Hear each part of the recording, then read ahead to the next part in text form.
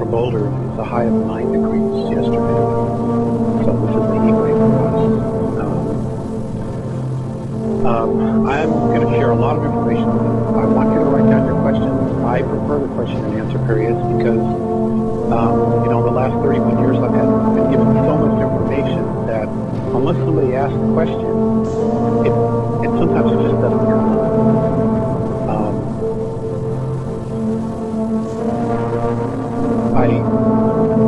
There are some real positive aspects from the information, and there's some information that is not very positive. There is absolutely nothing that we cannot resolve if we stick together. And what I mean by that is that we don't turn on each other. And that is definitely something that they are trying to do, is to divide us. The problems that we have in the world on a government level are just a symptom of a much bigger problem. And I believe it was Bill Cooper, much to his credit, who said several years ago, when you put the ETs in the middle of this thing, it all makes sense. And he's absolutely right. I'm going to be presenting to you the Andromedan perspective of what's going on, who we are, and about some of our past history. Now, they have comments about all of our history. And I promised Pat that if you ask me the question, I will give you their perspective. Okay. I've been a contactee for 31 years. It hasn't been consistent for 31 years. It has been consistent since 1985. The first contact was in the Upper Peninsula of Michigan in a place called Woodstock. 1964, I was on a family picnic. I went out to play with cousins, and we laid in the grass, and the next thing I remember, it's nighttime. They could not find me. I had missing time. I didn't remember anything until age 14. We went back to the area where I had been sleeping. My body print was there. My mom, my dad, the state trooper, Michigan state trooper, and swore up and down they had looked at me and I wasn't there. So it was just one of those dilemmas. I got a spanking anyway, so it didn't matter. As far as I was concerned, I was in trouble. It wasn't until age 14 that I had gone to bed in August, just a normal night, and I woke up and I was lying on a bed on a platform. And there were 2 men standing over me, a very small, short one, and a very tall man. They were both very, very handsome. On a soul level, I had absolute recognition of who they were. And their skin is light blue. Morinay, who's a very tall gentleman, is more light blue. Theus, who's the shorter one, is much older. His skin was almost white. He had almost lost all of his blue pigmentation. The Andromedans are a very, very old race. Apparently all of the human race comes from Lyra, and there's a lot of other information out there. Billy Meyer talks about this as well, and it's been confirmed. Now, the human race did not originally exist in Lyra. It came from some other galaxy. But that's the first place that it evolved here in our galaxy. I want you to be really clear about that. According to the Andromedans, there are over 135 billion human beings in the 8 galaxies that are closest to us. Now, there are also other races out there. Some of these races have had a lot of conflicts with the human race. And that conflict continues. But there are things that are happening that hopefully will alleviate that problem. And it's not that any one race is more than another. It really comes down to philosophies, things like that.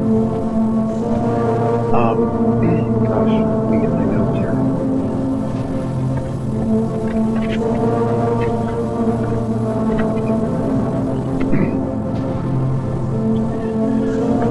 Okay. This is the hardest part of getting started.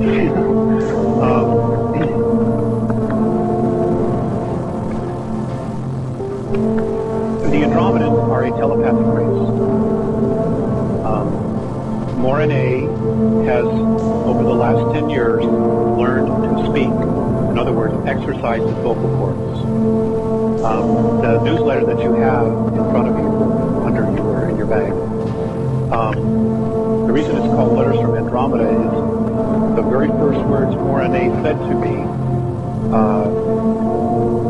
when I went on board one particular time was another letter. He couldn't say meaning, and apparently he'd been trying to learn to say that word, but he couldn't learn it, but letter was easier for him to say, which is why, it's titled in the books to be titled Letters from Andromeda.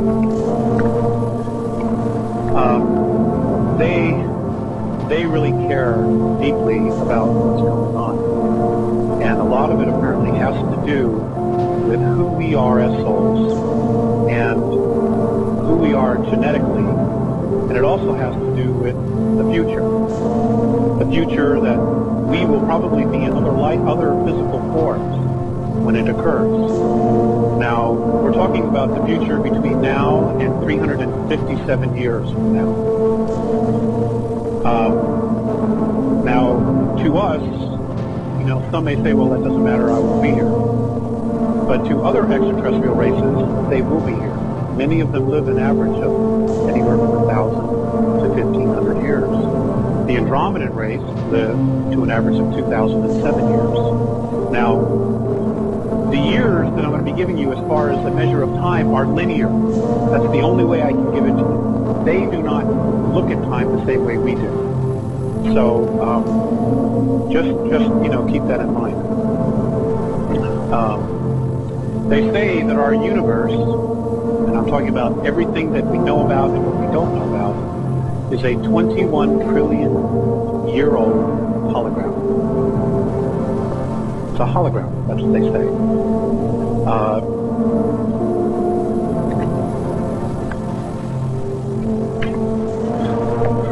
They say that all the matter that is in our universe came out of black holes. And how they've described it is that there was a universe that was evolving. And when they mean evolve, that means that the frequency of that universe continued to evolve. And what happened was, I'll try to make this as dark as possible. Would you prefer to be red? Okay. As this universe evolved, those energies or series of matter, pieces of matter, which include consciousness, that did not want to evolve because they were holding themselves back, they were full of fear, whatever their frequency was, started to gain weight. They got heavy. And what happened was they formed sacks of matter. And as it gets heavier, these sacks continue to fill and get heavier. So what happens apparently is as this raises in frequency, I'm talking about color and sound. They say that everything in our universe is made up of color and sound. These areas, these pockets of resistance that have gained weight at some point break and explode out like this. They say that the Big Bang Theory is correct in its simplicity, but under every galaxy, apparently, there is a black hole, which is where everything came out of. So everything in our universe, all the matter in our universe came from someplace else. That includes us as well. They say, the Andromedans say that there is no age to us. So you can take that any way you want. But there's no age to us. That we truly are infinite. Now, this scenario is apparently what's beginning to happen now in our universe, 21 trillion years later. It's beginning to happen all over again.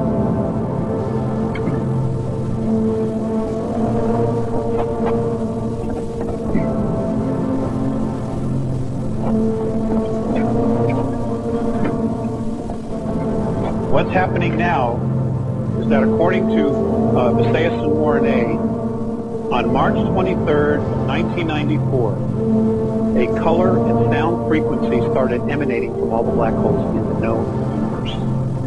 Now, in their science, and as far as they can go back in time and check, this is the first time anything's ever come out of a black hole. And what this energy, this frequency is doing, it is creating a holographic impression over all of the dimensional levels in our known universe now, of which they say there are 11 creational densities. 11. This holograph is now a 12. Now they say that it has one frequency. It does not carry a duality. And what it's doing, it is literally pulling all the dimensions up. Now, this is the most controversial part. They say that by December of 2013, third density, as we know it, as we know ourselves here, will cease to exist. It is imploding on itself because everything is being drawn up. Everything. Those on the 11th are going to 12, 9 to 10, etc., etc. We are supposed to go to 4th and then to 5th, like this. Now, in the Andromedan perspective, 4th density is consciousness. It is where an entire race is telepathic with each other. They are aware of each other. They feel each other. They know each other. They are one mind. Separate, but still one. 5th density is where we're light. We literally are what we would consider on this density light. They say this is going to happen no later than 2013 based on their science. Now, do I know if it's right? I will know when you know. Okay? But they haven't been wrong yet, with the exception of one thing, and that was Elvis. But we were all wrong about that. Okay, so what's happening now? This frequency, there are individual consciousnesses that have appeared in this density, this 12th density, this hologram. And apparently they're like nothing that's ever been seen before. They don't know who they are, what they are, or even how to describe them. But apparently they have the ability, these beings up here, to look straight down and see everything that's going on. They can look right through dimensions. That's all I know about that. Now, why is this happening? Excuse me, regress here for a second. Now, while this is happening, what's happening again is sacs are forming. People are starting to gain weight. Essences, spirits, consciousness are starting to gain weight. That's because the frequency is pulling everything up. Now, what's happening is that those energies that are regressive, and that's the best word I can use. I don't want to say negative or dark, I would say regressive. They are starting to freak out. Big time. Now,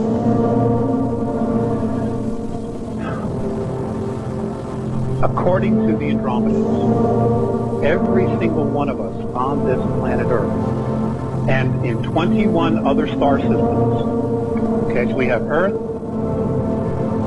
and 21 other systems in our galaxy. I'm not talking the universe, I'm talking about our galaxy, are apparently a group of beings, individual consciousnesses, that apparently had evolved some trillions of years ago to the 11th density.